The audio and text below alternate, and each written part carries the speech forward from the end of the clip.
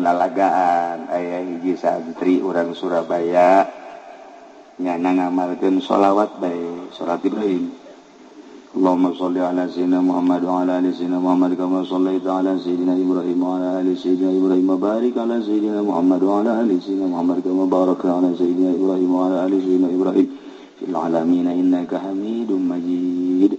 Saminggu 4.440 di Surabaya nyana nganterkeun dulurna zaman di Halim Perdana Kusuma. Begitu dulurna asup nyana dia milu asup teu kadeulean ku penjaga, asup ka kapal nyana dia milu asup ka kapal teu kadeulean eta mah geus ngan di jerona teu kabagian kursi kan atuh perekan pan nyana itu boga pisah ajeun geus kana mah cicing tapi teu kadeulean datang aman biasa datang ka Jeddah dan lain sebagainya ke Mekah teu kadeuleut ieu berkat maca sholawat Ibrahimiyah. Terus saya ke Madinah terus balik ngan pas dek balik di Jeddah timbang barang kemudian paspor nyana kan teu boga tanya paspor teu boga kadeuleu tanya mah kadeuleu barang balik mah kadeuleu meureun di dinya kurang wirid gajeun ku kumaha ge tah kadeuleu tanya tah teu ditangkep ku askar tangkap langsung disijin jadinya langsung sidang. Begitu di sidang aya nu ngabantuan seperti kos gitulah keayaanana nyana bahwa nyana ngawirid itu teu kadeulean kabeh heraneun askar ge polisi Arab polisi Mekah heraneun ku taajub-taajubna akhirna tetep dikembalikeun ka Indonesia. Masya Allah ta ieu wiridan hayang ka Mekah mah ka kiai mana bae ge eta jampena tah maca sholawat Ibrahimiyah 4.444 saminggu. Cenah itu moal diburu-buru ieu mah ye ba'da salat 7 ngan ba'da subuhna 40 hiji. Coba ge minimal ente kajun kuku mah ge ngimpi mah kudu ngimpi ka Mekah. Ya teu ngimpi ge untung. Masya Allah. Da ieu sholawat manjur luar biasa. Assalamualaikum warahmatullahi wabarakatuh.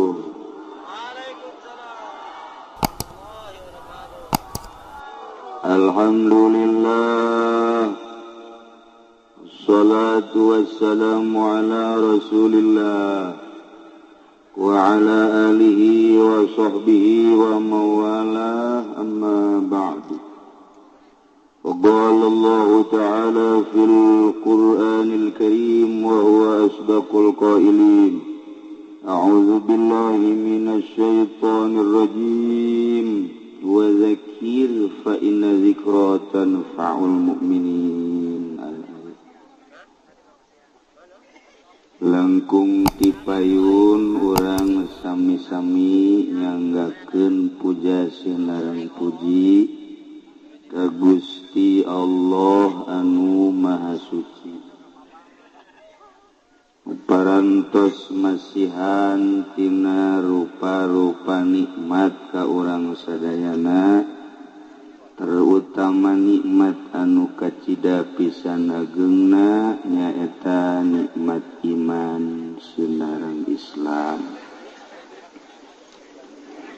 Sholawat sinareng salam mugia dilimpahkeun ka junjunan alam Kangjeng Nabi urang Kangjeng Nabi Muhammad sallallahu alaihi wasallam katut ka para kaluargina oge ka para sahabat-sahabatna rauh para tabi'in asbab tabi'in.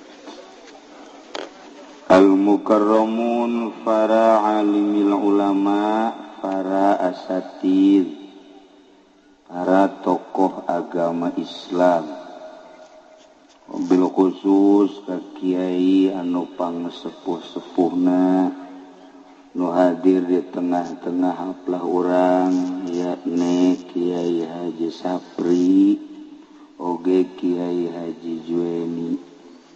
Mudah-mudahan ukarolot-kolot diparanjangkeun umurna nu ngarora mah ditihalakeun sakijue ini untung nu jelas mah seluruh para kiai para qori alhamdulillah katingali rempug ngariung ngaronyok di dieu di bumina almarhum Kiai Haji Jaya can di bumina Kiai Haji Nurjaya rerencangan simkuring waktu dicaringin sekaligus guru ulah guru kanyana naklukeun kebo mah geus dibere jampe naklukeun kebo ciduhan bae cek yana leungeun haju taplokkeun ka irung sorangan salah tante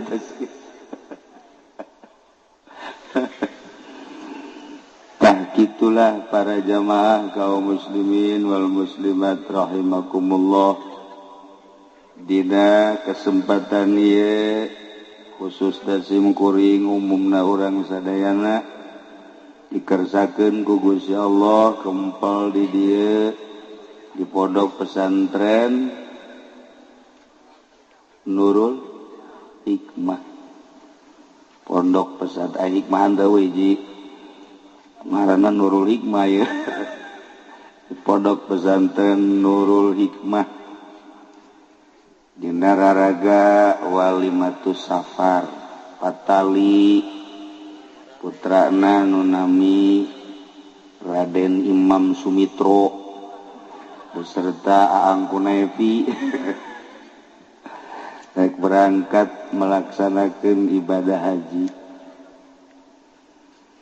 Jadi malam ieu anjeunna hayang didoakeun ku urang lantaran lamun ningali haritna di Timur Tengah serangan-serangan nu teu pararugu geus puguh di Irak, Suriah, Palestina, kuari geus menuju Yaman, bahkan diperkirakeun musim haji asup ka Arafah, asup ka Mina, asup ka Baitullah.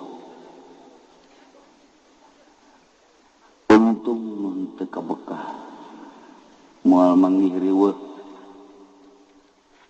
tapi kuari keur bejeuna mengkikis pager betis supaya ulah terjadi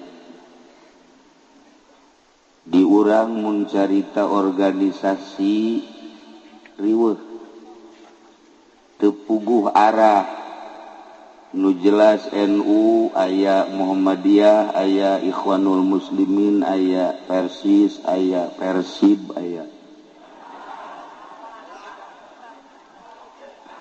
Islam Khuruj aya HTI aya LDII aya NII aya komo urang lamun ka Tasikmalaya aya Islam Pegeningan aya Islam Torikoh macem-macem bari teu jelas tambah deui ku FPI di Jakarta wah loba aju urang Cisoka mah pan babarian asal dibere duit breg dek bener dek henteu milu pokona mah pimpinan Kiai Haji Nurjaya tapi anu sangat mengerikan mah kuari kabar ka urang ISIS eta Ikatan Santri Istri Satu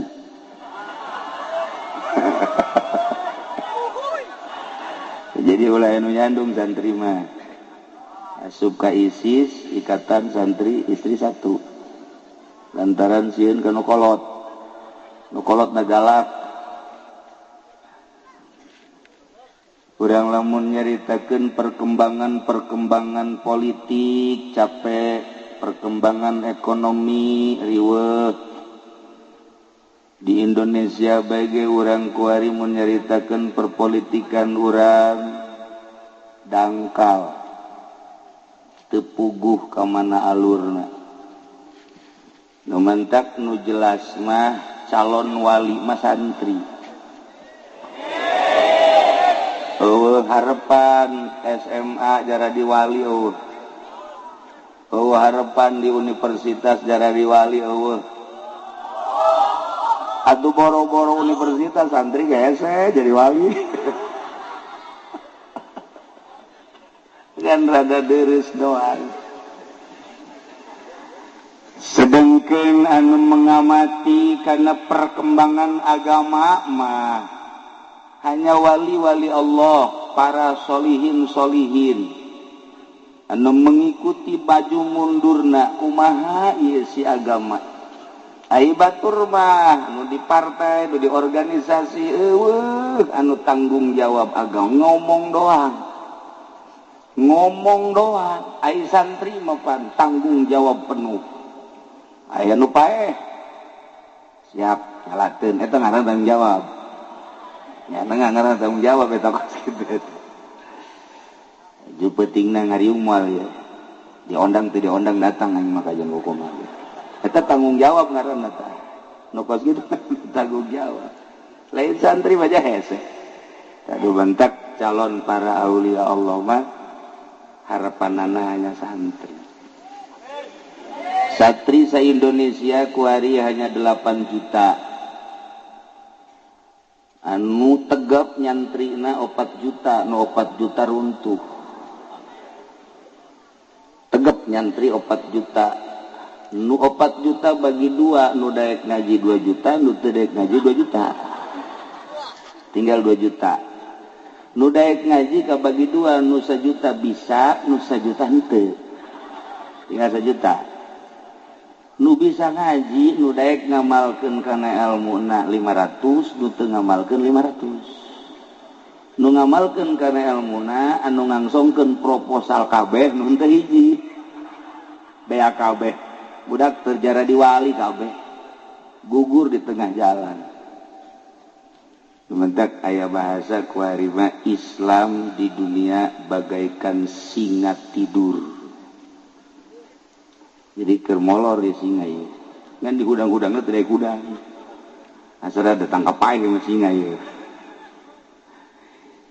jadi urang mun dongeng-dongeng nu kos kitu teh puyeng jeung moal eureun-eureun eueuh tanggung jawab da di Indonesia makana agama ente ulah katipu ku partai ulah katipu ku organisasi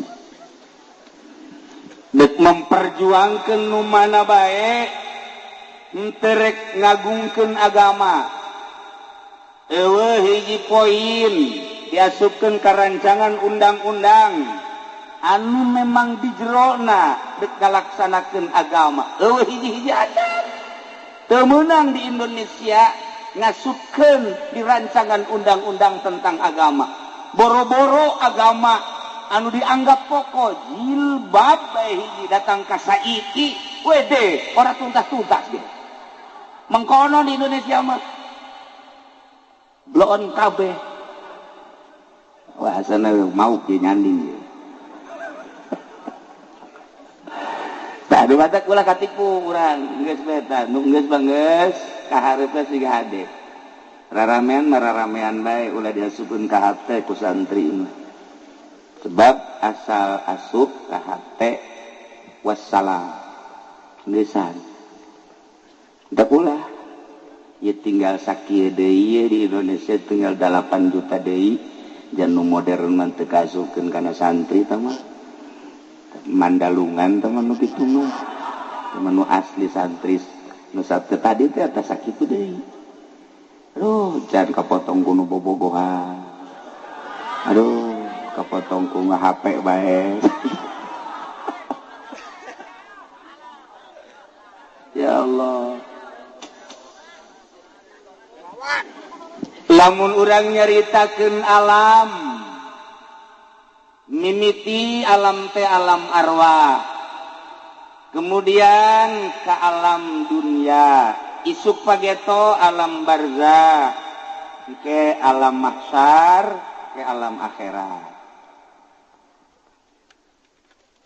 Di alam arwah Kangjeng Nabi Ibrahim dipanggil ku Gusti Allah. Cek Gusti Allah, Ibrahim gerokeun seluruh manusia seru ku anjeun supaya daratang ka Mekah ngalaksanakeun ibadah haji. Matak di Al-Qur'an dijelaskeun wa adzin fin nasi bil haji ya'tuka rijalan wa ala kulli dhamiri yatina min kulli fajjin amiyq. Wallahu a'lamu bimuradih wa adzin fin nasi wahai Ibrahim gerokeun ku maneh manusia supaya ngalaksanakeun ibadah haji ka dieu ye ka Mekah. Engke lamun kumaneh digerokeun jelema bakal ngajawab. Mun ngajawabna sakali bakal ka Mekahna sakali. Mun ngajawab baheula 2 kali ka Mekahna bakal 2 kali. Lamun ngajawab 3, 4, 5 dan selanjutnya bakal ka Mekahna sesuai jawaban baheula. Mata Kangjeng Nabi Ibrahim naik di alam arwah ka Jabal Abi Kubais, tinggal ngaran kuari jadi istana Raja Pahat. Kuari Abdullah. Kangjeng Nabi Ibrahim opat jihad. Ibiti ke arah barat, kemudian ke arah selatan, timur, utara, bahasana akur. Cak Kangjeng Nabi Ibrahim, ayuhan nas, ayuhan nas, ayuhan nas. Innallaha farada alaikumul hajja fahujjuhu. Sayana Allah geus mardukeun ka aranjeun kabeh munggah haji. Hayu geura marunggah haji. Eta manusa aya nu ngajawab, aya nu henteu. Mun ngajawab sakali, mun 2 kali, mun 3 dan selanjutnya ngajawabna ku bahasa labbaik Allahumma labbaik. Mudah-mudahan ware di dieu baheula ngajawab sehingga babari berangkat ibadah haji ka tanah suci. Terserah kumaha bae carana. Beres Kangjeng Nabi Ibrahim ngagero iblis CS naik. Cak iblis aing ge bisa nurutan kos kitu ieu. Hebat iblis ge. Ayuhan nas malah pasehan iblis sial. Ayuhan nas, ayuhan nas, ayuhan nas. Innallaha farada alaikumul hajja fahujjuhu. Hei manusia orang Cisoka tak iblis. Ditambahan ku Cisoka tak iblis belon. Allah geus bardukeun munggah haji ka marana coba. Hayu geura marunggah haji. Urang Cisoka brong kabeh ngajawab. Labbaik Allahumma labbaik. Anu 2, nu 3, nu 4. Tah lamun baheula ngajawab seruan Kangjeng Nabi Ibrahim, hajina haji mabrur. Lamun ngajawab seruan iblis bakalna jadina haji mardud. Pan tadi mah urang Cisoka ngajawabna tina ngajawab seruan. Tuh, sia nu ngomong kan? Mardud sia. Nauzubillah min. Nu mantak aya 2 tipe engke jelema teh munggah haji teh. Aya anu hajina mabrur, aya anu mardud. Babari teh mangga sakitu bae teh. Haji mabrur ayakuna ayarji'a khairan mimma kana. Sapulang ti Mekah leuwih bagus tibatan memeh ka Mekah. Lamun jelema munggah haji balik ti Mekahna leuwih bagus tibatan memeh ka Mekah, gas tunjuk rame-rame mabrur. Anu mabrur teh geus teu asing deui. Al hajjul mabrur laisa lahu jazaun illa jannah, surga. Lamun balik ti Mekahna leuwih gore minimal angger bekos kitu, berarti hajina mardud.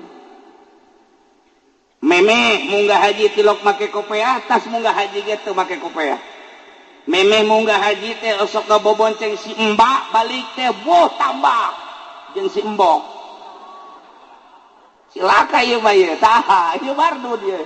Da kula beuk nanya bae ka urang Cisoka, di Cisoka di dieu kira-kira cak pandangan mata urang, loba anu mabrur tah loba anu mardud. Sakali deui nu mabrur apa mardud? Coba contohan saurang mana? tunjuk seorang di dia mardud.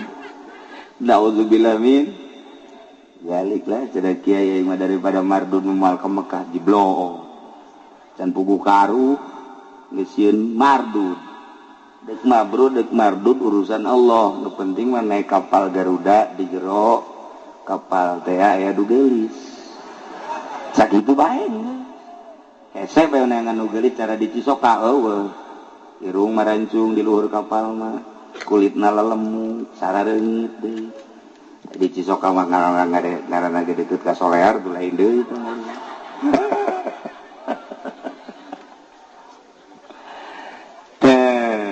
ieu carita haji sabenerna mah lain munggah haji bae salat ge kabagi dua aya anu mabrur aya nu mardud sarua bae sanajan puasa ge nu mabrur nu mardud zakat teh nu mabrur nu mardud sangkilang ngaji bae aya nu mabrur aya nu mardud urang tarolah nyaritakeun ngaji bae lamun ngaji niatna lain karena Allah niatna hayang hebat mardud lamun urang masantren ngaji niatna hayang neangan dunya mardud lamun urang ngaji niatna hayang ngelehkeun batur mardud lamun urang ngaji kedah hayang jadi kiai mardud cacak masantren bae ge ka mabrur teh hese nu sakola mah neraka kabeh kan nu ikhlas jadi sakola mah eta geus hese kart di dinya doang geus kabaca oh langkah-langkah nu mardud jeung nu mabrur teh asal niat lain lillahi ta'ala mardud asal mardud jahanam tuh urang lamun nyaritakeun kos kitu di Kifayatul Adzkiya inggis jasa santri ngaji maksudna endek hayang gagah elmuna hayang neangan dunya ngelehkeun batur kanyawan ku kiai-kiaina magahanana sarua ejeung ngajual pedang ka jelema nu deuk ngabegal haram sarua bae kiai lamun maksakeun bae kos kitu kiaina mardud jadi neangan kiai nu mabrur neangan satiu mabrur hararese lolobana mardud bae kabeh yang lumayan mardud ge lumayan gitulah para jamaah kaum muslimin wal muslimat rahimakumullah deui lalakon munggah haji lantaran geus ti dituna lamun memang baheulana ngajawab kajeun kuku mage ka Mekah bae lamun baheulana teu ngajawab sanajan sugih ka bina-bina oh tetep bae hese bae tadi ka Mekah hese bae kajeun kuku mah baheula aya jelema ngajawab di alam arwahna duit teu boga dulur kabeh sararusah ngan nyana baheulana ngajawab babarieun Gusti Allah mah nyana keur cicing di tengah jalan jol bae aya angin topan wow kabawa kan terus datang ke Mekah ringsek ngan datang ka dituna tapi lain lalagaan aya hiji santri urang Surabaya nyana ngamalkeun sholawat bae salat Ibrahim Allahumma sholli ala sayyidina Muhammad wa ala ali sayyidina Muhammad kama shallaita ala sayyidina Ibrahim wa ala ali sayyidina Ibrahim barik ala sayyidina Muhammad wa ala ali sayyidina Muhammad kama barakta ala sayyidina Ibrahim wa ala ali sayyidina Ibrahim fil alamin innaka Hamidum Majid saminggu 4440 di Surabaya nyana nganterkeun dulurna zaman di Halim Perdana Kusuma begitu dulurna asup nyana dia milu asup teu kadeuleun ku penjaga asup ka kapal nyana dia milu asup ka kapal teu kadeuleun eta mah geus ngan di jerona teu kabagian kursi kan atuh oh perekan pan nyana itu boga pisah ajeun geus kana mah cicing tapi teu kadeuleun datang aman biasa datang ka Jidah dan lain sebagainya ke Mekah teu kadeuleun ieu berkat maca sholawat Ibrahimiyah terus ke Madinah terus balik ngan pas dek balik di Jidah timbang barang kemudian paspor nyana kan teu boga tanya paspor teu boga kadeuleu tanya mah kadeuleu barang balik mah kadeuleu meureun di dinya kurang wirid gajeun ku kumaha ge tah kadeuleut ditangkap ku askar. Tangkap langsung disijin, jadinya langsung sidang. Begitu di sidang aya nu ngabantuan seperti kos gitulah kaayaanana nyana bahwa nyana ngawirid itu teu kadeulean kabeh heraneun askar ge. Polisi Arab, polisi Mekah heraneun ku taajub-taajubna akhirna tetep dikembalikan ke Indonesia. Masya Allah, tak ieu wiridan hayang ka Mekah mah ka kiai mana bae ge eta jampe nanti maca sholawat Ibrahimiyah 4444 saminggu. Cenah itu moal diburu-buru ieu mah ye ba'da salat 7 ngan ba'da subuhna 40 hiji. Coba ge minimal ente kajun kuku mage ngimpi mah kudu ngimpi ka Mekah. Ya begitu ge untung. Masya Allah. Nah, iya. Salawat manjur luar biasa.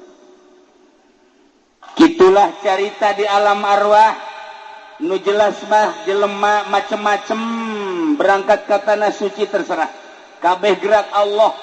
Deku kumaha ge di persidangan akhir di akhirat nyangakeun sadaya-daya. Nu penting kuari mah urang daftar berangkat. Baheula mah bisa direncanakeun hayang tahun ieu hayang tahun itu hayang tahun itu hayang 5 tahun sakali kuari mah hese di Tangerang geus 12 tahun kuari. Bahkan 13 tahun mun kuari daftar umur 60 tahun tambah 13 tahun berarti diperkirakeun datang ke berangkat umur 70 pae. Pae 73 tahun. Nah iya mayoritas kan di orang antara 63 64 dan bahasa bodoh urusanana jelas kos gitulah di urang teh kos gitu. Nah iya berangkat ke tanah suci rek ningali Baitullah rek muteran Baitullah rek sa'i hari nu ngabangun Baitullah saha kiai nu ngabangun Baitullah pertama malaikat Jibril dilanjut ku Kangjeng Nabi Adam alaihi salam kebelah dieuna terus ngan anu aya dina Al-Qur'an adalah Kangjeng Nabi Ibrahim alaihi wa idh yarfa'u Ibrahimul qawa'ida minal baiti wa Ismail rabbana taqabbal minna innaka antas sami'ul. Kangjeng Nabi Ibrahim teh urang Sam nu kuari keur perang Suriah. Kangjeng Nabi Ibrahim diinstruksikan supaya ke Mekah. Dibawalah Siti Hajar dalam keadaan gede beteung. Berangkat ke tanah suci datanglah ka wadi, ka jurang, lembah, Mekah ngaranna. Di dinya teh can aya ngabentuk Baitullah model kieu. Didinya dipanggieunkeun saung ku Kangjeng Nabi Ibrahim Siti Hajar. Tina tangkal korma. Sabagusna jeung sarekepna sapira palapah korma. Langsung disaungan, beres disaungan sapoe, 2 poe, 3 poe Kangjeng Nabi Ibrahim teh diinstruksikeun deui titah balik deui ka Suriah. Culak-cileuk langsung naik kana onta. Cek Siti Hajar teh cek Siti Hajar ka Ibrahim kakak meureun lagi saruanya.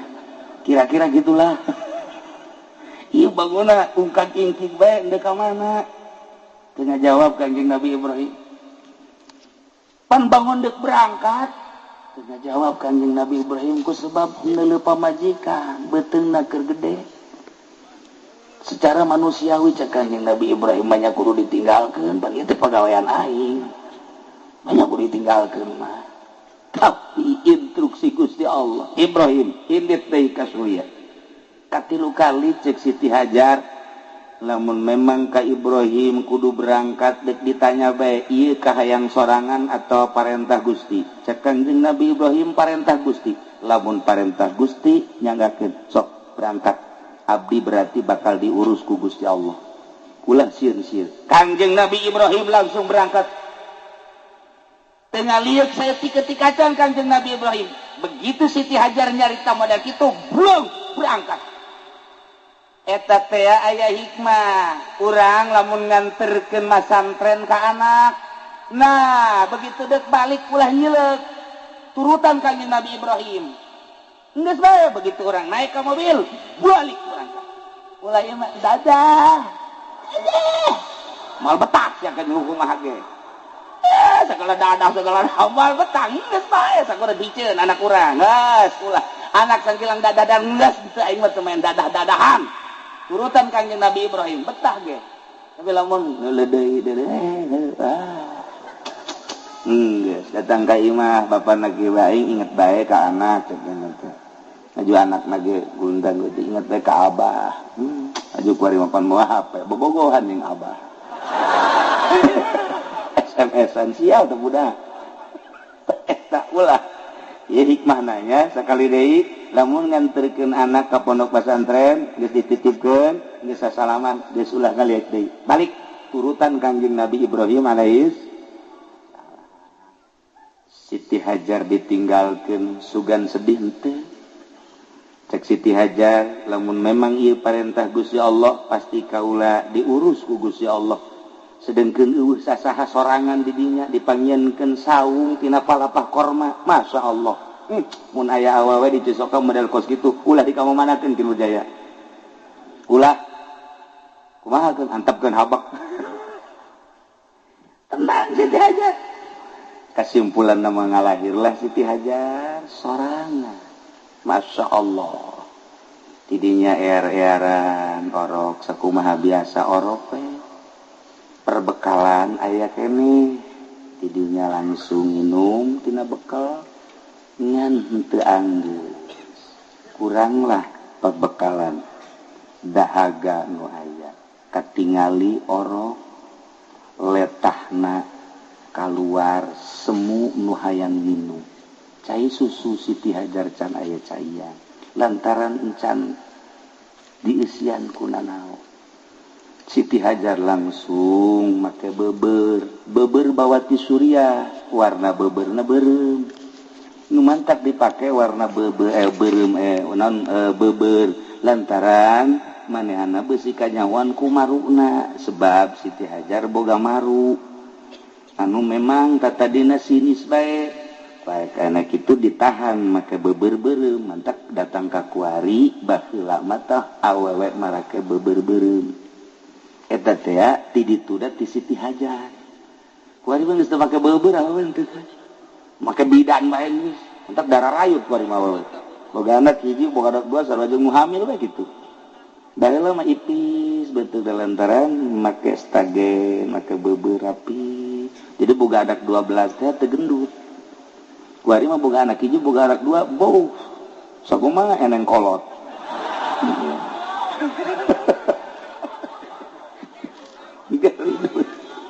bebe aju aya hikmahan lamun aya jelema sakolot baheula ieu mah mun aya jelema masuk kaguguran 2 bulan kaguguran 3 bulan kaguguran ulah hese-hese sakolot urang baheula teangan beber awewe sok talikeun ka dieu ditalikeun ka dieu asal nali bae ka dieu Masya Allah hikmahna luar biasa kitulah para jamaah kaum muslimin wal muslimat rahimakumullah Siti Hajar naik kasopa maksudna neangan jelema sugan aya jang menta tulung ditinggali ku Siti Hajar teu aya terus ka marwah ningalian jelema beusi sugan aya jelema rek menta tulung teu aya neangan deui terus ka marwah deui tidinya luak lieu ka sofa deui luak lieu teu aya geus 7 kali aya suara kita ningali ke arah Zamzam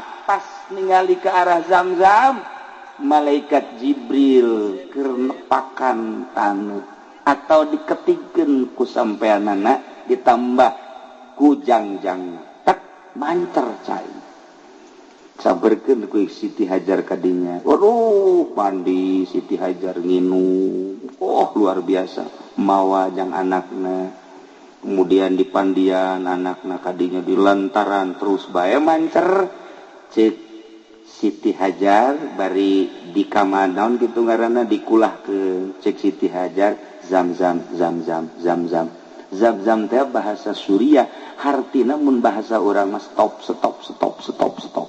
Jadi eta Zamzam teh cai stop sebenarnya.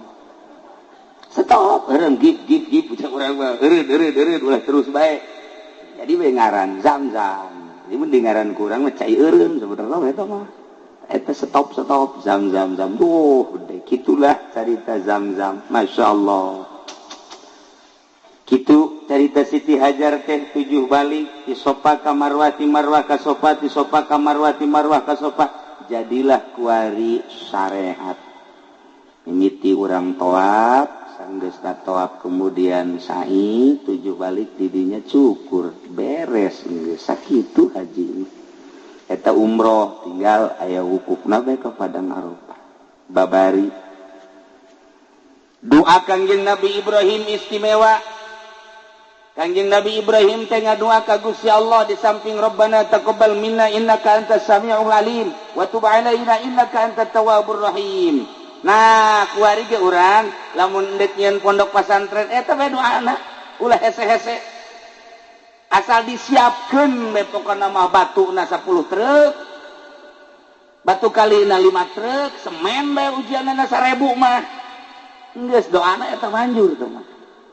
Tapi lamun can aya semen can aya keusik can aya ulah wani-wani ngadoa eta tah mal manjur Rabbana taqabbal minna innaka antas samiul alim wa tub alaina innaka antat tawwabur kukula deuk dibere sakaligus beusi deuk ngabangun pondok ngabangun majelis ngabangun masjid doana mah tetep eta tabaruk ka Kangjeng Nabi Ibrahim wa iz yarfa'u Ibrahimul qa'ida minal bait wa Ismail rabbana taqabbal minna innaka antas samiul alim wa tub alaina innaka antat tawwabur rahim. Para santri para ustad beusi deuk ngabangun kukula diijazahan eta lah ketika letakan batu pertama kabelah dituna maca wadduha wal laili idza sajama wadda'aka rabbuka wa ma dan sampai selesai sabaraha kiai macana asal isuk-isuk kurang ngider di lokasi maca wadduha sabaraha bae ka deuk 3 deuk 5 deuk 10 asal urang isuk-isuk ngideran eta komuna anu sugih mah ajak ngider ka dieu ngider maca wadduha abe naon ieu abe anggeus ieu sabarang maca wadduha barengan bae teh engke ge nyana ngomong emang naon nu kurang sagala-gala puguh wadduha ente ngabangun pondok ngabangun majelis mushola masjid eta masya Allah lain hiji lain dua aya kiai ngabangun teu anggeus bebeja lah kasimkuring di jazahan eta begitu di jazahan eta dibaca bae ku jana wadduha mutar wae di dieu datang ke masyarakat teh kaget kiai kunaon muter wae abeh anggeus wadduha wal laili hayo baturan ku sia wadduha ya jadi urang dinya karunya ngeuh kiai cenah muter bae urang bantuan yuk eta sarua jeung pelet teh lamun urang khusu kan kurang manjur tah lamun khusu manjur urang mah teu khusu ge hayang manjur babari sebenarnya mah begitu geus beres pelet batu kan segede kieu tah di Cisoka makan make batu bener teh make batu timpahkeun ka tonggongna aya kan nyanan kurang dia pelet eta kalah aing bogoh ka sia ge jangan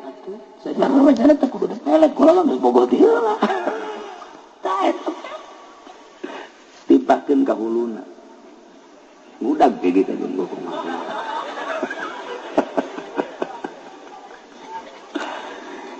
ilah lalakon tentang Baitullah dibangun ku Kangjeng Nabi Ibrahim setelah Kangjeng Nabi Ismail gede. Gancang carita bae kan gede tah Kangjeng Nabi Ismail teh dilongok ku Kangjeng Nabi Ibrahim panjang dongengna. Ieu mah singkat da dongeng bae gede. Akhirna Kangjeng Nabi Ibrahim minta dibantuan ka Kangjeng Nabi Ismail dek ngabangun Baitullah.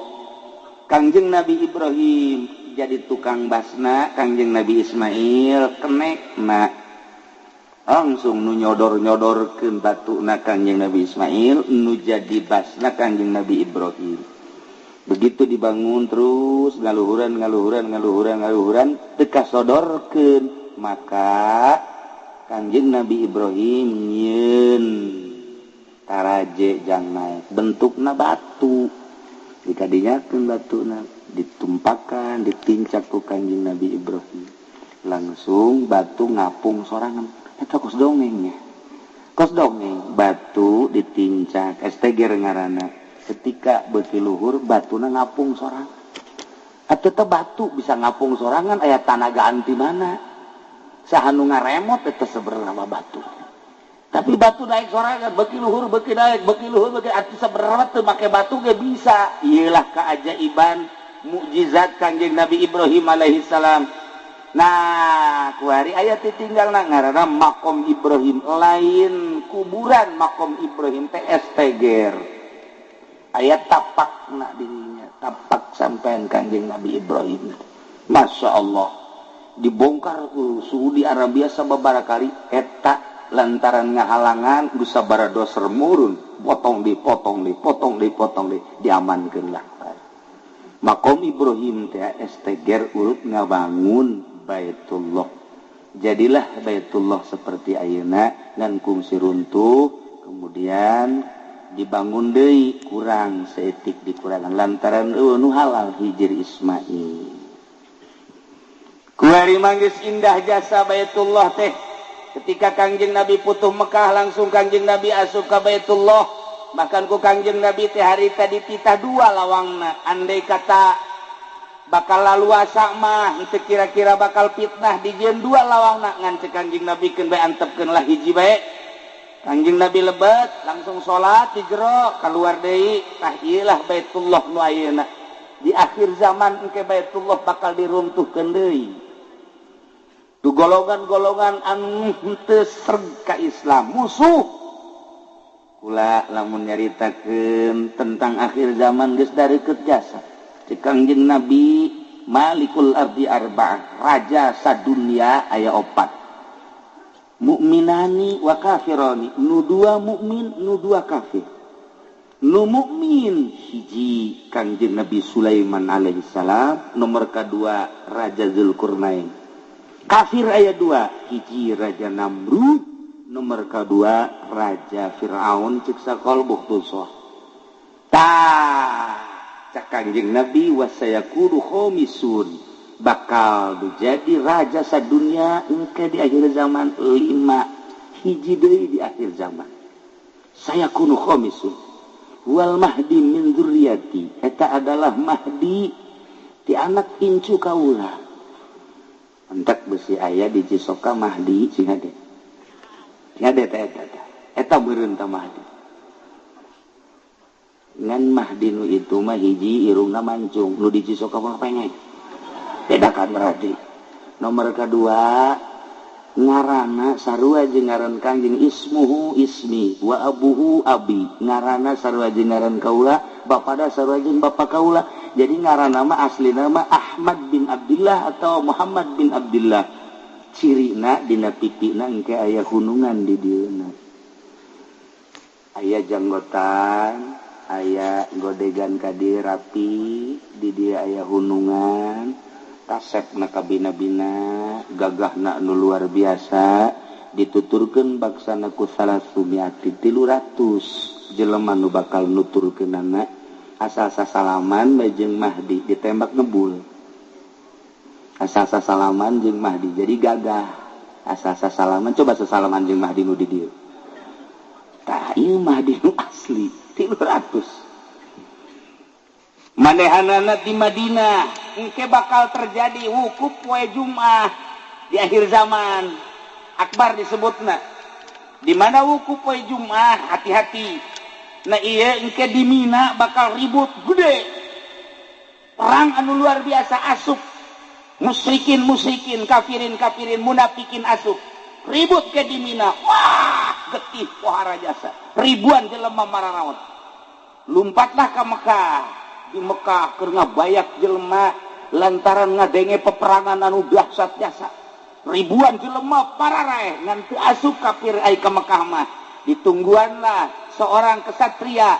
Mahdi teh kakarak datang ti Madinah bainar rukni wal maqam nyanang ke bakalna salat bae di dinya Allahu akbar Allahu akbar Allahu akbar hese nanya Allahu akbar hese jang nanya lantaran salat deui Ari Ki Nurjaya mah pan hese salat nanya deui sabalikna teh mah deui urang mah babari jeung nya mah ngobrol kebo segala eneng segala sapi waktu duha ge teh waktu jam duha terus bae mencit teh ngesel teh dan lain masalah sih ji dan sabalikna jeung Mahdi bae Mahdi mah kesempatan jak ngobrol salat bae ai urang mah kesempatan salat ngobrol bae nah ieu Mahdi setelah manehanana istirahat langsung datang langsung ditunjuk bah ditedaikeun ngaku tetap dibeat bahwa anjeunna Mahdi kulantaran disumpah karak ngaku ana Mahdi mulai datang nyana nyerang ke Suriah heula jadi berarti bibit nama di Syria nu kuat pisan tidinya bakal ka Irak tidinya terus ke Palestina tidinya terus ke Iran tidinya terus Timur Tengah heula terus ke Amerika terus ke Eropa ke Australia terakhir di Cisoka siga deui Cisoka ieu ciri-ciri heula kiai dek datang kos kitu kumaha ciri-cirina hiji geus loba anu mararabok nomor kadua geus loba anak zina nomor katilu paharaman ribawi geus teu dianggap riba nomor kaopat jelema nu geus eueuh anu ikhlas dina ayana ge geus teu kandeulean didinyalah bakal turu da Mahdi kacau bakal unggal negara di unggal negara teh bakal kacau di urang bibit kacau geus aya lantaran organisasi jeung organisasi geus teu ngahiji partai jeung partai lain dek ngagungkeun bangsa jeung negara kabeh boga kepentingan urang lamun nyaritakeun kajerona inggis sabenerna timbullah kuari aya ISIS ngaku Mahdi encan sebab teu ngaku Mahdi mah dibeat dipaksa kakarak ngaku tapi kuari pan urang sieun inggis lantaran ieu teh lain lalagaan kapan seseorang anu tadina di Al-Qaeda anu hebat jasa ditembak ngebol dibawa ku Amerika dididiklah ku Amerika setelah dididik menang ke Irak dikaluarkeun dianggap bakal manehana ngabantu ke Amerika ngesurat Amerika teh ternyata istimewa jasa nu teu daek beat kanyana tembak sadis nah lain lalagaan ieu sadis teh kalian tembak kalian tembak nyana ditembak ngebul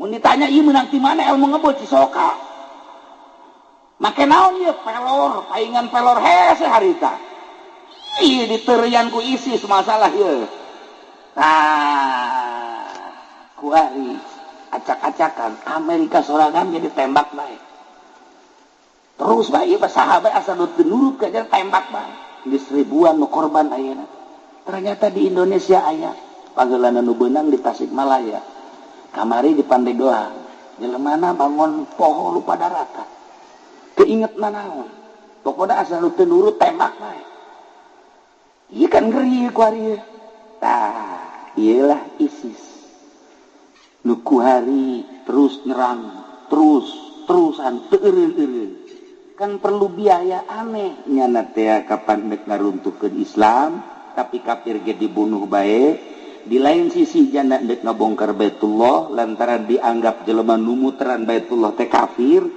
itu kudu ngamuteran Baitullah ka Allah macaknya teh yuk bebarengan jeung Mahdi si Abu Bakar teh ngaku Mahdi teh nah eta teh nu ngabiayaan teh ieu adalah Liga Arab terutama Arab sorangan dipaksa ku Amerika nu ngahancurkeun urang Arab Islam ISIS nu ngabiayaana Liga Arab termasuk Arab puyang teh coba iyalah lain lalagaan ieu puyang eta secara global na kos kitu urang lamun nyaritakeun Suriah ku ari geus teu kaharti nyaritakeun Mesir geus teu kaharti lantaran geus eueuh ku urang anu diteangan nu didengekeun informasi akurat na baheula mah aya Gus Dur asal urang deuk ngadengekeun keaslianana gampang tak Gus Dur ngomong eta pasti kuari geus saha nu didengekeun kuari deuk saha informasi nu akurat na sedengkeun geus steril nu mantak urang karya hese nyaritakeun keaslian teh hese kabeh ge bingungeun dan nu mantak geus bae urang ulah nyaritakeun ka situ manengan ngararaji bae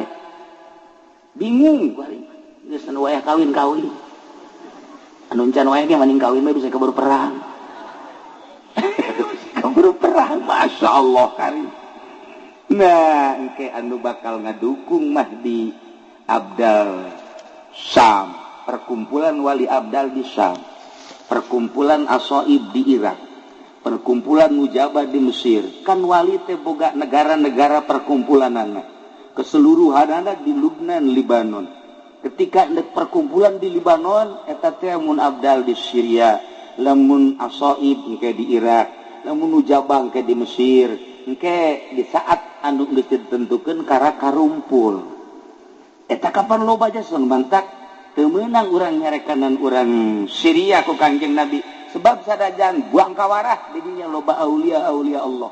Kitu kene Irak sangkiang ge brutal ulah dicarekan ke Kangjeng Nabi, sebab di dinya lah perkumpulan para aulia Allah anu bakal ngajungjung tinggi agama Allah teh urang-urang eta.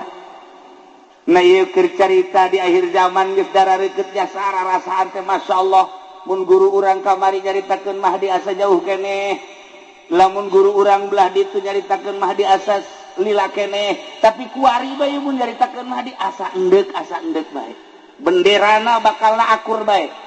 Bendera Mahdi bakalna aya 3 warnana warnana hideung, merekna la ilaha illallah Muhammadur Rasulullah. Beureum hideung jeung putih. Memehna bakal aya bendera 7 bendera Kangjeng Nabi hideung sarua jeung bendera Mahdi. Bakal bendera le hideung jeung putih la ilaha illallah Muhammadur Rasulullah. Benderana akur bae. Urang bae keliru ieu mana nu bener mana nu salah. Dibuat seperti eta lah. Nu mantak sahabat naros ka Kangjeng. Engke kumaha eta seperti kos kitu. Bendera-bendera teh urang tingali bae nu aya di Mekah eta Mahdi nu asli, nu lain di Mekah eta mah lain Mahdi nu asli. Tapi bendera napan ka urang ge bendera kos karitu ambalaya. Malah di dieu ge di Nurul Hikmah benderana hideung lieu ngadeulana. Singa ada isi sebuah hiasan ya. Masya Allah kan. Itulah para jamaah kaum muslimin rahimakumullah. Jadi perjalanan haji teu bisa dihayang-hayang, teu bisa diembung-embung. Geus waktu nama atuh urang teh da emang baheula eta mah tu di alam arwah. Jawaban baheula kuari mah tinggal ngalaksanakeun bae. Kokoseran urang sakumaha kokoseran hayang-hayanganna ai eueuh jawaban jeung teu ngajawab baheula teu hese bae. Henteu bae kajeun kumaha ge nu mentak cak ti soleh teh mah yang ka Mekah mah 2 surat. Nomor kahiji surat Waqiah, nomor kadua surat Tanah. Nu babari mah surat Tanah. Tereh ke Mekah-Mekahna kajeun kumaha. Tuh, nya para jamaah kaum muslimin wal muslimat rahimakumullah, itulah urusan tentang haji, urusan tentang Baitullah, urusan tentang sa'i nu jelas kabeh ge ieu memerlukeun iman, memerlukeun yakin. Lamun teu make iman tur teu yakin moal bisa. Ku iman jeung ku yakin. Iman ayana di pendidikan Islam. Pendidikan Islam nambahan iman jeung nambahan yakin. Di luar pendidikan Islam iman hararese, yakin makomo. Urang ngageserkeun kayakinan kan hese ieu. Ngageserkeun kayakinan teh hese. Urang teh kuari yakin kieu yakin mah. Aing mah ieu kayakinan aing mah lamun teu dahar lapar atuh kajeun kumaha ge kitu bae. Sebab keyakinanna urang mah kana dahar bae. Namun keyakinanna kana dahar, sanajan isuk-isuk ka dahar uduk 2 piring ke jam 10 ditahan sia geus dahar encan. Ai tadi tama uduk lain dahar. Sebab can yakin dahar, sebab yakinna dahar. Ta ieu kehese jasa gageserkeun keyakinan ibadah jadi santri teh ya. Mimiti ngaji amil, aju ngaji jurumiyah, ngaji alfiah, terus ngaji johar maknun mantek, cuman dan lain sebagainya gampang kan. Kabelah dia ngaji usul fikih ya warokot, usul naon gitu gaya tulis jamul jeung enteng kamu kos itu. Lah babari sama nu hese ge, nu hese ieu gageserkeun keyakinan. Eta mah sakadar ilmu yakin, tina ilmu yakin supaya datang ka ainul yakin. Ainul yakin supaya datang ke hakul yakin. Iyalah nu hese eta manu tadi olahanna sakadal olahan zahir, tapi hayang ngageserkeun keyakinan kudu make olahanna olahan batin. Nah ngolah batin iyalah nu hese nu dedeleanana lain make dedelean nu ieu tapi make dedelean nu ieu dedengiana lain make dedengian nu ieu tapi dedengian ieu aambeanana lain aambean nu ieu tapi aambean nu ieu mun geus bisa ngageser dedelean dedengian jeung aambean lain nu ieu tapi nu ieu kakara jelema eta lah nu patut dituturkeun ku urang. Ieu kuari kamari kula kedatangan kiai ti Banten aya 10-an meureun ka imah ngobrol lah carita tentang Banten istimewa Banten mah tuh lantaran ku kula didongengkeun nyana dongeng kula dongeng lamun urang nyaritakeun tentang keistimewaan Maulana Hasanuddin eta mah moal aya deui datang ka Iih Rahaje. Emang kunaon cenah kiai kieu di antarana keistimewaan Maulana Hasanuddin teh begitu datang ke Banten Maulana Hasanuddin mah ngisingna di Banten sabulan sakali pamajikanana ngisingna saminggu sakali. Coba pamajikan ti Nurjaya eta pajikan urang lah ulanya bae itu cerita batin urang sok jarah bae teh jaho dongengna. Masya Allah muringkak bulu urang ngadenge kitu mah. Maulana Hasanuddin mah sabulan sakali ngisingna pamajikanana saminggu sakali digenggerekeun ku Maulana Hasanuddin. Ngising mah lulus ya mah teu hirup teh iraha ibadahna saminggu sakali masih digenggerekeun. Pamajikan urang mah subuh ngising jam 7 ngising deui mantep sarapan jam 9 deui engke tas dohor bodol. Atuh bae aku ngising bae irama Qur'ana. Apa majikan Maulana Hasanuddin saminggu disingserikeun ku Maulana Hasanuddin. Iraha ibadahna teh mangising bae. Tidinya lain marah. Ningkatkeun ibadah pamajikan teh langsung dikurangan dahar, dikurangan minum. Alhamdulillah jadi sabulan sakali. Ngadenge pamajikanana ngising sabulan sakali, Maulana Hasanuddin 6 bulan sakali. Turutan ku sia. Eta urang mah mun ngadenge dongeng kos kitu apa iya apa memang kos kitu. Mantak bisa hiberan ge, nu mantak teu eureun-eureun di zarahan ge. Ku kula dongeng kos kitu tanyana malalongo bae. Aya sejarahna. Nu mantak buku keaslian kewalian Maulana Hasanuddin teu sambarangan ge. Lantaran naon ieu tah ilmuna nu hese ge. Masyaallah karim. Tah tidinya lah pamajikanana bae ge eta geus bisa sabulan sakali gisingna. Berarti kan dahar cara biasa. Dahar ya cara. Urang mah datang ka Nurjaya teu dibere ngariung teu dibere berkat bae ngancam. Awas ya Nurjaya ku aing. Mondang deui moal ieu. Teu diberkatan tolol teh budak. Oh, Bapak Hasanuddin mah 6 bulan sakali ngising. Ya Allah ya Rabbi. Eta urang carita ngising bae pas kitu. Ngap biasa pan teguh teger Banten teh dicekal ku jelema nu model kos kitu. Masya Allah tak kula maksudna dongeng kos kitu teh lain naon sebab kieu neangan coba di Banten ku ari nu apik tarolah ulah apik cara Maulana Hasanuddin ulah apik cara Syekh Maulana Yusuf ulah apik cara guru-guru orang nu kamari hiji be ulah nyokot duit ti pamarentah bae sakitu tak apik urang ku ari. Eta bae heula tah teger agama kajen ku kumaha ge. Ulah ngajukeun proposal dibere ulah daek aya saeutik mah. Ti Nurjaya seuri, kadena aing mah gede cek nya teh. Moal anggeus-anggeus. Tah deuleu pancer urang Syekh Maulana Hasanuddin. Nu mantak manehanna mah kapan istimewa jasa. Ku 7 bae ge ku 7, ku 3 la ilaha illallah pan bisa hiber. Ku 3 la ilaha illallah dongengna. Masya Allah dibawa Syekh Maulana Hasanuddin teh Syekh Syarif Hidayatullah ke Mekah diasupkeun ka jas ka dieu asup sia ka dieu asup ke nongol teh kudu kos manuk dibawa ke Mekah diijazahan talqin baca ulah nafas tarik nafas beres beat langsung sok baca 3 kali ulah nafas tarik ibadah 3 la ilaha illallah bisa hibar di Mekah ka Banten. Coba ente 3 bae tiluhi berges teu kudu kumaha ka pondok masing-masing coba geus peureum bae kieu bae ngabaget bae coba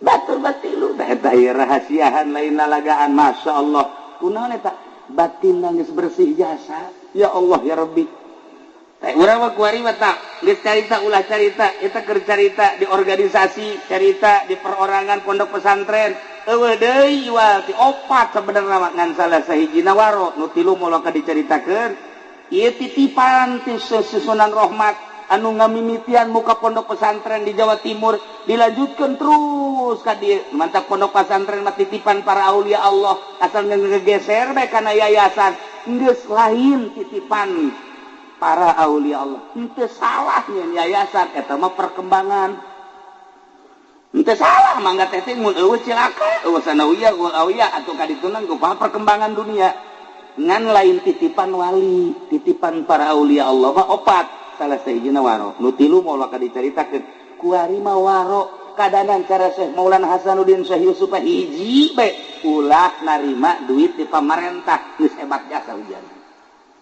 pangangankeun coba Ki Nurjaya di Cisokan nu henteu nyieun proposal nu mana ieu pondok pesantren jeung nu mana nu henteu narima duit ti pamarentah norekat tinggal norekat tapi duit ti pamarentah didaharang bae jembluk tama bos moal bisa tuh mantap baheula aya hiji manusia ngaranna Ibrahim bin Adham teh pan geus diangkat jadi kutubul aulia geus nikmat jasa ibadah penting teh geus ngeunaheun amis jasa masyaallah ngeunah pernah ngimpi dibawa ka surga pernah ngimpi manehanana babarengan jeung para mursalin para nabi geus dijelaskeun bahwa tempat anjeun ieu surgana geus senyum bae masyaallah nyana ngadoa ka Gusti abdi ieu pan geus jadi makhluk surga lu ku abdi dipenta abdi mah hayang nyaho tatangga abdi kuari saha engke di surga nu babarengan jeung abdi nu deukeut ka abdi dibere ilham Ibrahim bin Adham lamun maneh hayang nyaho babaturan maneh tuh aya di Mesir ngaranna eta tempatna di dinya teang nyana ti Baghdad langsung berangkat ke Mesir begitu datang nanyakeun ka urang lembur eta ampura kula jauh-jauh ka dieu rek nanyakeun hiji jelema ngaran si anu Masya Allah cak urang Mesir atuh kunaon jauh-jauh neangan si eta kita kunaon pemabok lah kakap sama nu bener nyaah katingali anjeun mah dina tarang tukang sujud katingali dina pis tukang ibadah katingali dina kentel tukang zuhud katingali dina mata tukang cerik koneangan jelema tukang mabok maning indit ka ditu apa ininya nya iya eta tukang mabok di dieu mah jelema eta teh raja mabok aduh nyana kieu we cangcaya Ibrahim bin Adham teh aing mah nyai ilham berarti ti setan meureun eta ngadoa aja aing teh ieu ngadoa ka Gusti menta saha pibatureun ka di sorga mah nya setan nu ngabisiki teu kaharti tapi aing gadege informasina ieu ku jelas-jelas teuing akhirna nyana cangcaya ngan begitu deuk balik bebeja tempatna bae di mana tempatna tuh tempatna nu itu tuh lah taman deuk balik deuk teu ke geus neuleuh maka jeung barang neuleuh bener di dinya aya 40 manusia keur mararau wah keur ngagaya kok mabok nu naon ai nyana mah diuk bae kieu bae kieu begitu geus ningali nyana balik deh digerok Ibrahim kadieu jauh-jauh ti Baghdad hayang kapanggih babaturan di sorga geus datang kunaon indit jepan nyahoon wah cak Ibrahim aing eleh ye kunyana ye ayo ka dieu mendak ka dieu nu jadi masalah cak Ibrahim bin Adham kok nyahoon aing teh ka dieu deuk neangan ti batureun saha nu ngabeja aja ngobrol ge encan ulah sok sombong jadi ahli surga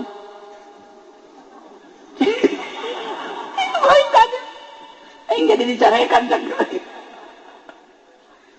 ahli surga mah nu sombong jeung nu egois ya Ibrahim ari di masjid mah nyekelan tasbih babarengan jeung santri ngawuruk kadang-kadang zarah kadang-kadang jeung masyarakat ngaji dukas kitu batu babari sama ngan di sorgana handap nu hese ge tuh makhluk Allah nu sok mabok tuh makhluk Allah nu sok judi tuh makhluk Allah nu sok maling tuh makhluk Allah nu sok zina tugas para aulia Allah tugas para ulama sholihin eta ajak ka sorga lantaran nyana ge hate leutik ka iman ka Gusti Allah nyahoeun nyana ge ngan bergelimang ku nafsu nah kula cicing di dieu ieu teh geus sabaraha taun kabehna di dieu teh aya 100 leuwih kemudian kuari terus dinasehatan tinggal 40 nah maneh mun bener-bener hayang jadi batur kula di sorga gantian tugas kula tah 40 nasehatan ku maneh Ibrahim waduh santri aing bubar sakna tuh kos gitulah para aulia Allah nu mantak ge begitu diangkat jadi kiai lain tambah ngeunah sabenerna mah mantak diangkat jadi solihin teh lain tambah tenang diangkat jadi wali teh lain tambah uncang-uncang tambah tugas ketika orang jadi kiai baheula nyantri dahar ge jeung peda wehan teh jeung lauk asin ku Allah teh dipake ka cinta dibisakeunlah ngaji dititipanlah ilmu wari geus jadi kiai boga majlis boga murid masya Allah mobil lagi sakumaha showroom nu leutik teh ditanya kunyana apa jadi takabur atuh haju deui dakwahna ge pilihan lamun ka daerah anu amplopna gede ieu boleh lamun anu moal eta kos kitu kok jadi kos kitu atuh tah tugas wali tugas ulama seperti tadi cek Ibrahim bin Adam mah geus satu kula tuh boga tugas kali manusia dengan nasehatan opat ieu dinasehatan ku Ibrahim bin Adam nganasehatan pemabok mah lain cara santri mah dinasehatan ti ieu ka dieu lalaunan geuna anu mabok kudu kumaha carana kieu cek manehanana poe ieu nyana mabokna ieu 5 sloki na isuk mah kena opat bae sia ulah 5 opat ke isukna 3 Ki Nurjaya mah bisa minum nyana ge dirinya deui atuh cilaka tah mah lain nganasehatan anjlug ieu hese eta kitulah nu mantak ararane para aulia Allah mah dek naklukeun jelema tukang mabok kudu babarengan jeung nu mabok naklukeun jeung jelema anu tukang judi kudu babarengan jeung tukang judi naklukeun jelema anu sok judi ina main gaple catur dan eta kudu ancluk etalah hese tugas para aulia Allah teh samar nu mantak loba jelema nu leungit dileungitkeun ku Gusti Allah imma leungit hirup-hirup wa imma secara zahir maut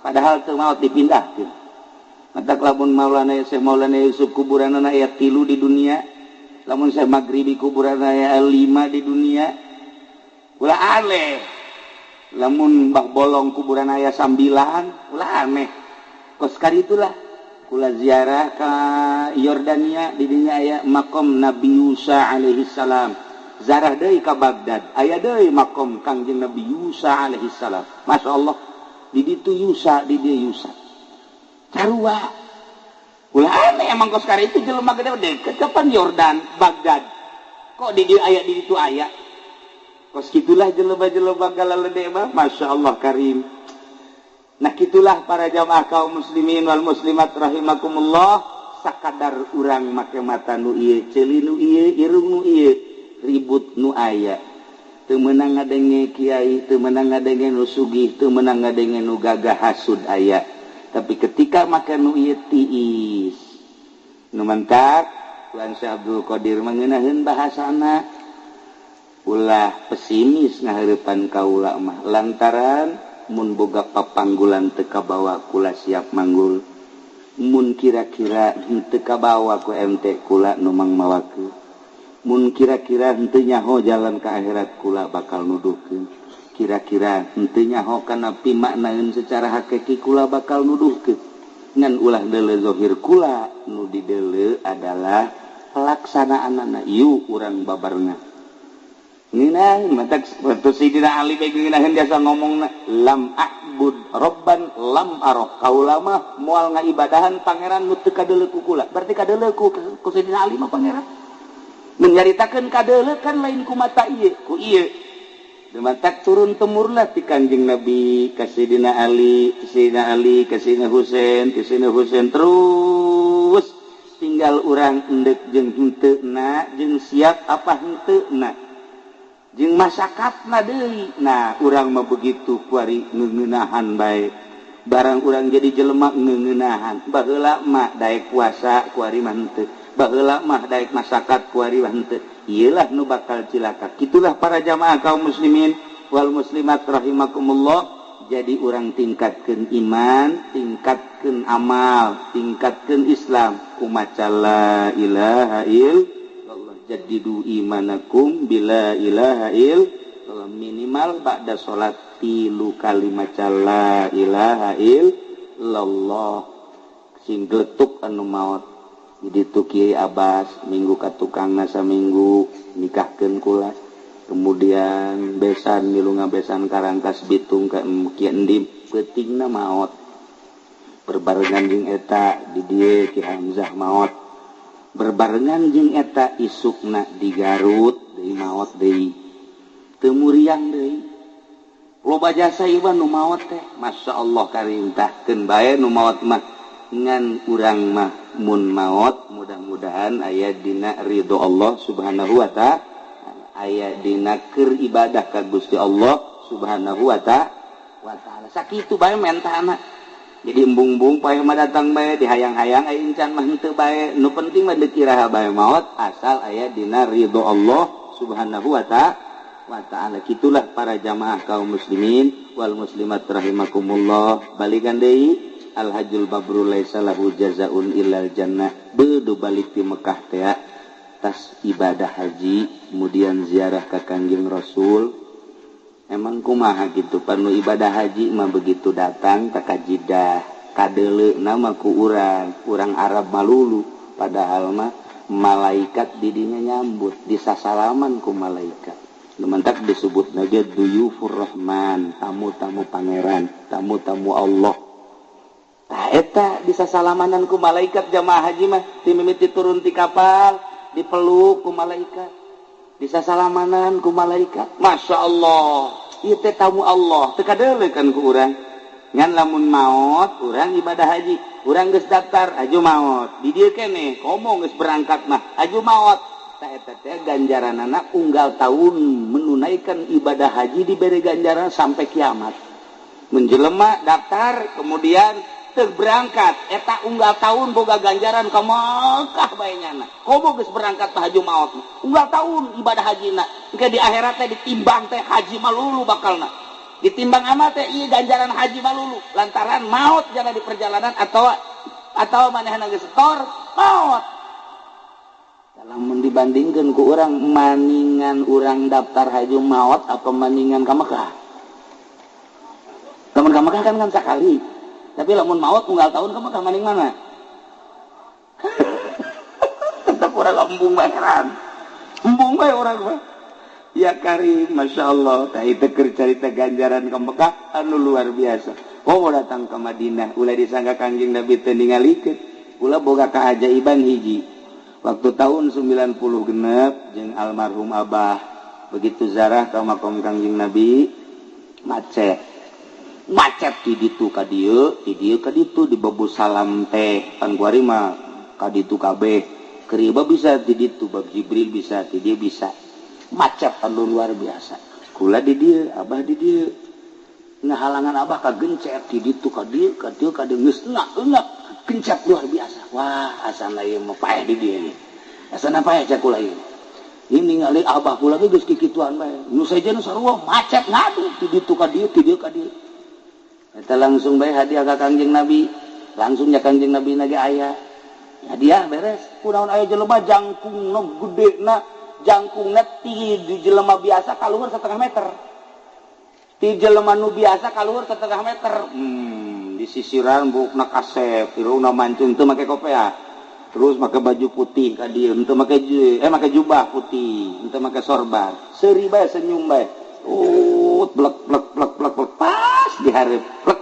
leungeunna kieu segura mun tuturkeun renggang gede renggang we nyunaheun jasa terus ka hareup barang datang zarah ka makom Kangjeng beres zarah terus jana kikian we hayu cek jana mah terus datang ke hareup temanggi sakali eta masyaallah ketika kuari ka kadeuleukeun wae beungeutna katingali rambutna katingali jubahna katingali asal ka Madinah we inget eta asal ka Madinah inget eta ongkos ka Cisoka bae asal ka dieu inget ka Kebo Haji Jaya asal ka dieu inget bae eta gitulah para jamaah kaum muslimin wal muslimat rahimakumullah naya keur carita ibadah haji pelaksanaan tina keyakinan urang iman urang ka Gusti Allah Subhanahu wa taala nu teu ibadah haji hayang sarua jeung ibadah haji sarua sakumaha nu ku Kangjeng Nabi dicaritakeun urang salat Jumat isu keneh salat Jumat sarua jeung ibadah haji al Jumatu hijul fuqara salat Jumat munggah hajina nu palalaki. Itulah para jamaah kaum muslimin wal muslimat rahimakumullah carita ibadah mah teu kudu munggah haji bae ja munggah haji ge ibadahna ka Allah di dieu urang ibadahna ka Allah Allah mah deukeut jasa ka urang di mana bae urang taqarrub ka Allah jadi mantap ulah kaget namun Habib model Habib Lutfi jangan mah salat di mana bae ngalawudu beres tak salat dirinya Allahu akbar urang mah teu sanggup salat di tempat eta lamun dipikir ku urang atuh Allah nama teh di mana mah aya ieu urang mah kudu rapi teh kudu malah Habib Usman mapan salat di jalan Allahu akbar salat duha teratrit polisi teu wani nya salat duha bae 8 rakaat Allahu akbar maca kos ka ditu Allahu akbar mun Haji Jaya kudu kos kitu atuh di penjara can kabadana Habib Usman makan kos gitu Allah ya Allah ya Rabbi gitulah jelema-jelema laluhur urang nyaritakeun Habib Usman komo nyaritakeun Syekh Maulana Hasanuddin nah ieu urang nyaritakeun ngisingna genep bulan sakali berarti teu dahar-dahar kan kok dibere kuat eta ulah aneh lamun eta nyaritakeun kakuatan kuari aya jelema kiai kira-kira geus sataun parahna satahun parahna ngagoler bae ketika kula kamari umroh nyana geus bebeja bae hayang geura datang kucu hayang geura datang geus umur cenah teu kapanggih deui begitu kula datang langsung ngalayan kunaon ieu nu dek dicaritakeun lainna naon satahun teu ngadahar sangu nginum saeutik kok kuat biasa kadang-kadang udang kadang-kadang leumpang biasa teu ngadahar sangu sama sekali ngan nginum doang saeutik dibere kuat ku Gusti Allah.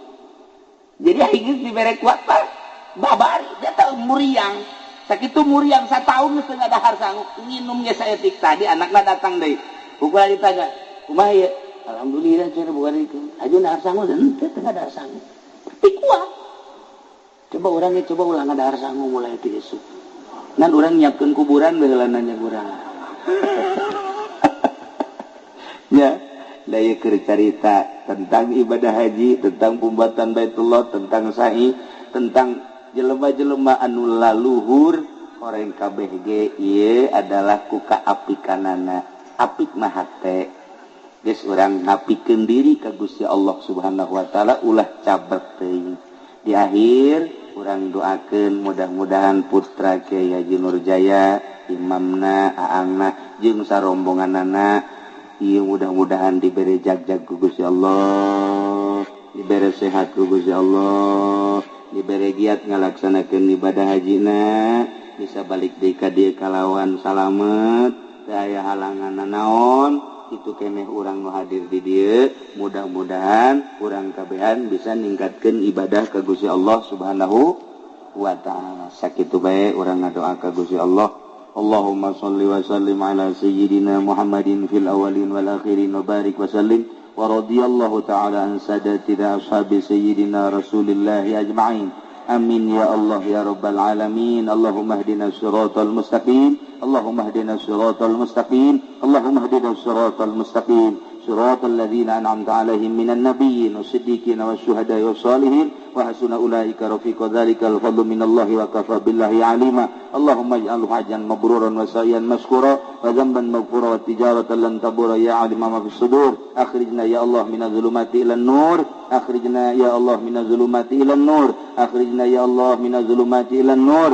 Allahumma arzuqna ya Allah ilman nafi'a wa amalan mutaqabbala wa rizqan halalan tayyiban wa qawlan hasana wa imanan kamilan bi rahmatika ya arhamar rahimin. Rabbana taqabbal minna innaka antas samiul alim wa tub alaina innaka antat tawwabur rahim. Wa shalli wa sallim ala jami'il anbiya'i wal mursalin walhamdulillahi rabbil alamin. Wallahu al muwaffiq ila aqwamit thariq. Wassalamu alaikum warahmatullahi wabarakatuh.